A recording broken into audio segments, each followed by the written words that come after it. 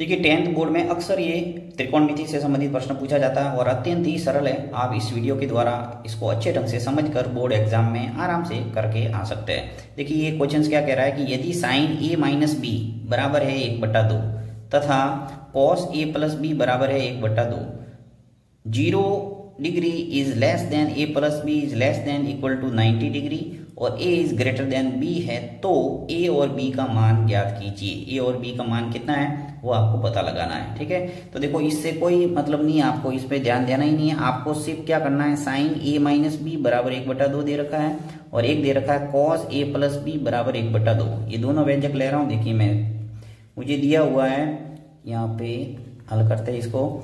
हमें दे रखा है साइन a माइनस बी, क्या दे रखा है 1/2।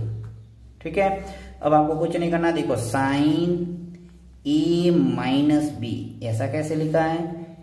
अब 1/2 है, वो आपको टेबल के अंदर साइन में किसका मान होता है वो आपको देखना है। तो देखो साइन है यहाँ, इसलिए साइन में ढूंढना है। अगर कॉस है यहाँ तो कॉस में ढूंढना है। टेन है तो टेन में ढूंढना है।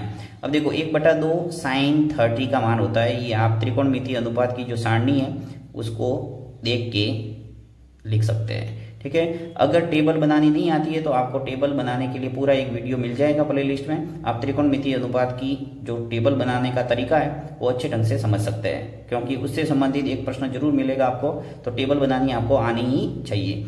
तो 1/2 है, यहाँ पे मैंने लिख दिया साइन 30, क्योंकि साइन 30 का मान कितना होता है 1/2।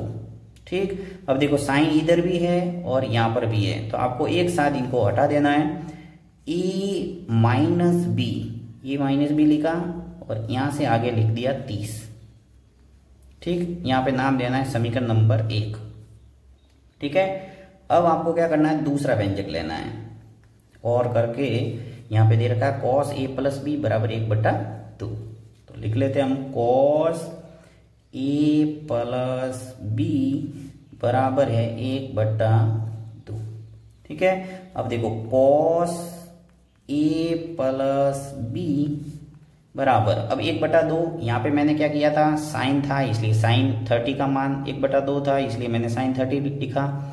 यहाँ पे 1/2 और आगे है कॉस, तो कॉस 60 का मान होता है 1/2, तो यहाँ लिखूंगा मैं कॉस 60 डिग्री।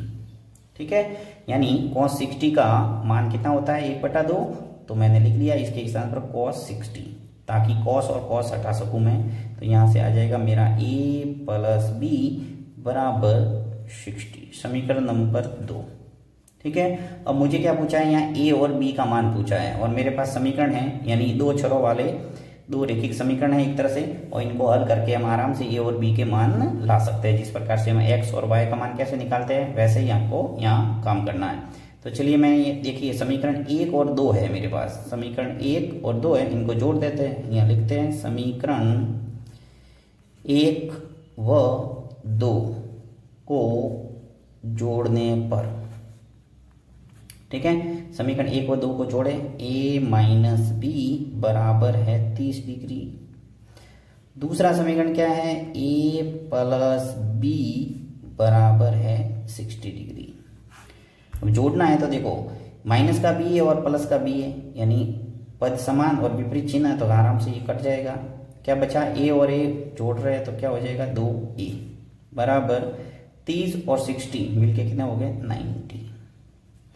तो a का मान निकाल दो यहाँ से, a बराबर कितना हो जाएगा 90/2, राइट, यानी 2 गुणांक था उसका भाग लग गया, तो a का मान कितना आ जाएगा हमारे 90 में 2 का भाग देंगे तो क्या आ जाएगा 45, यानी a की वैल्यू तो आपके आ गई 45 डिग्री। ठीक है, अब a का मान समीकरण 1 में रख दो, जिससे आपके मान आ जाएगा b का, राइट। तो यहाँ में 1 के अंदर रखो या 2 के अंदर रखो, किसी में भी रख सकते हैं, तो मैं 2 में ही रख लेता हूँ ताकि प्लस वाला है इसलिए इजीली निकल जाएगा। देखिए, ठीक है, तो यहाँ लिख लेता हूँ समीकरण